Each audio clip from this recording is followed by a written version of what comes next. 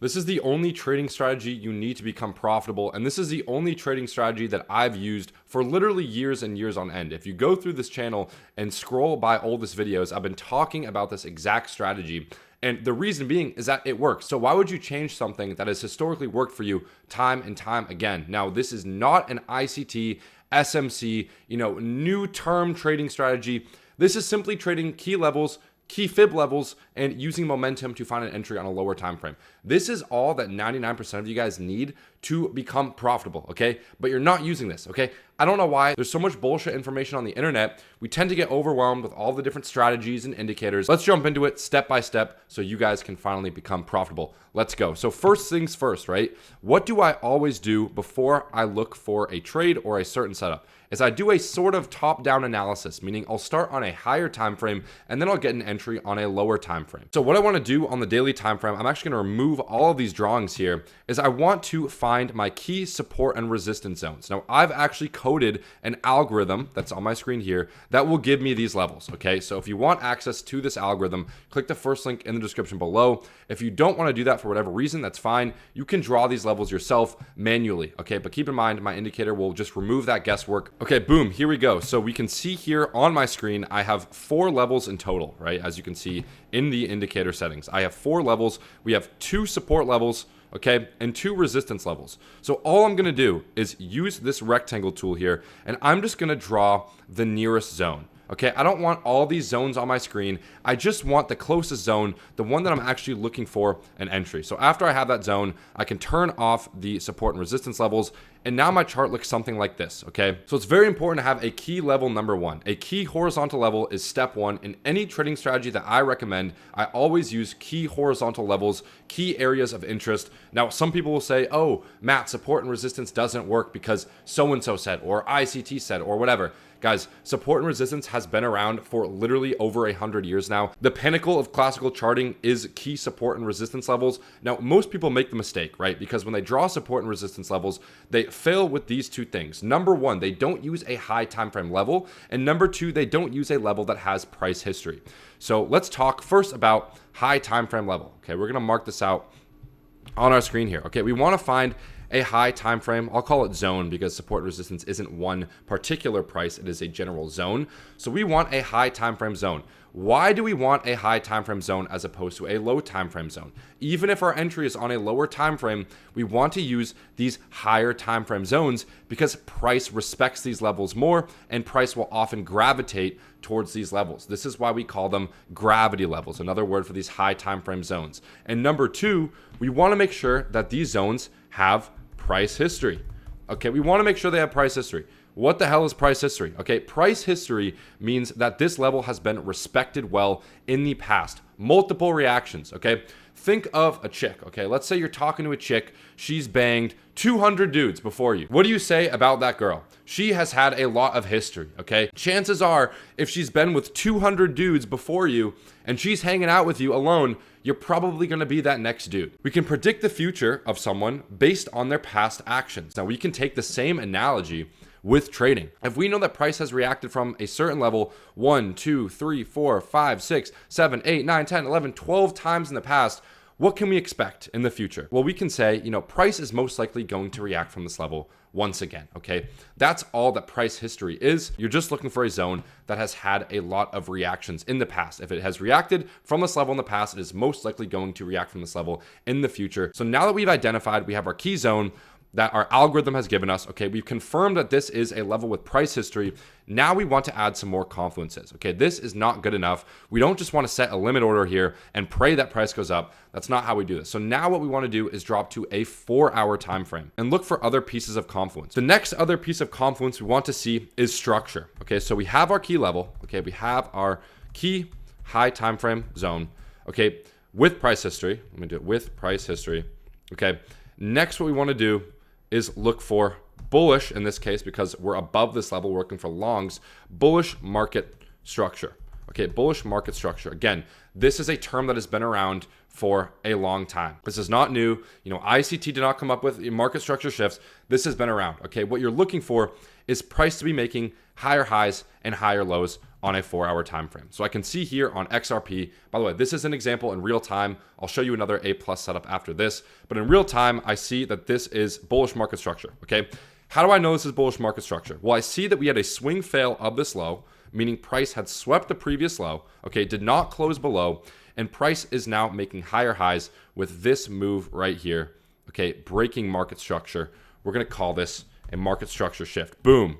Okay, market structure shift. We are in bullish market structure. We saw that market structure shift. Next, we want to see is displacement. Okay, do we have displacement in this move to the upside? Displacement is another word for large bullish candles. Do we see large bullish candles on this move to the upside? Yes. How do we know? We have this massive bullish imbalance, otherwise known as a bullish fair value gap, where we have one candle, right? The second massive candle, and then this third candle. We can see we have this sort of gap here in the middle of the first and third candle. That is displacement. This means that this is a valid break of structure. Price most likely wants to continue to the upside. Next, what we want to look for is fib confluence. Okay, do we have any sort of fib confluence? Okay, when I'm looking for fibs, I look for the golden pocket and below. Okay, this is otherwise known as the optimal trade entry. So anywhere from the 0.618 to the 0.786 fib, this is going to be our optimal trade entry, where we want to start looking for long positions on a lower time frame. So is this level overlapping our key zone? Yes, it is. We also have some other confluences here as well, such as bullish order blocks, right? We have an inverse fair value gap here, right? So you have this bearish fair value gap that we inversed, more price history. So this is where you can stack on your confluences, use some other methods like order blocks, right? Fair value gaps. Just look for overlap. All you want to see is overlap. Now, when we see this overlap with a high time frame zone, with bullish market structure, with displacement, with key fibs, all this is doing is giving us more confidence to take this trade that will most likely play out in our favor. Okay, I can also add some other confluences. Maybe you want to add a trend line confluence. All right, do we have a trend line confluence? Cool. So, now if price comes down within this trend line, that's going to be even more confluence. So this is where you can stack, but you want to see these 4 main confluences in every single trade that you take. If you are an unprofitable trader, draw these out. Matter of fact, get a notebook, get a pen, write down these rules. Are you seeing a key high time frame zone? Okay, do you have the easy algo levels pulled up? Are you seeing bullish market structure? Are you seeing bullish displacement? Do you have that golden pocket fib overlapping that high time frame zone? If you have all of these, then you have a A+ setup. This is what I call, okay, an A+ setup. Now, an A+ setup just means high confidence, okay, / high probability. Really good setup here, okay? Really good setup. It means we want to take this trade 10 times out of 10. That's all that means. Now, will every single trade following all these rules hit take profit? Obviously not, okay? There's still losses in trading, but this is ensuring that you have a statistical edge. At the end of the day, all trading is a statistical edge. It's a slight probability of the trade being in your favor, okay? That's all that trading is. Now, how do we actually enter the trade here, okay? Do we set a limit order? You could set a limit order with dollar cost averaging. Okay, what I like to do is I like to drop to a lower time frame, such as the 1 hour down to the 15-minute time frame, and look for bullish divs coming to the level. Okay, this is my final piece of entry confirmation. Once I have all of these in line and I see bullish divs, this will be a winning trade 9 times out of 10. This is how you get those 80-85% win rate trades, using all of these in conjunction. Okay, so in real time here on XRP, I can see that price is coming down to my zone. Now, what I want to see on the oscillator is price approaching that oversold zone. If you're wondering what indicator this is my own custom momentum divergence oscillator. I've coded this specifically for this strategy. Okay, so again, if you want access, make sure to click the first link in the description below. You guys will get access to not only my personal daily analysis and signals, but also access to the indicators that I'm showing you guys on the screen here, as well as daily live streams and a ton of other stuff. So again, on the 1 hour time frame, I want to see that momentum curling into that oversold zone as we approach this high time frame zone, and then I'll drop to a 15-minute time frame. Look for a confirmed bullish divergence, okay?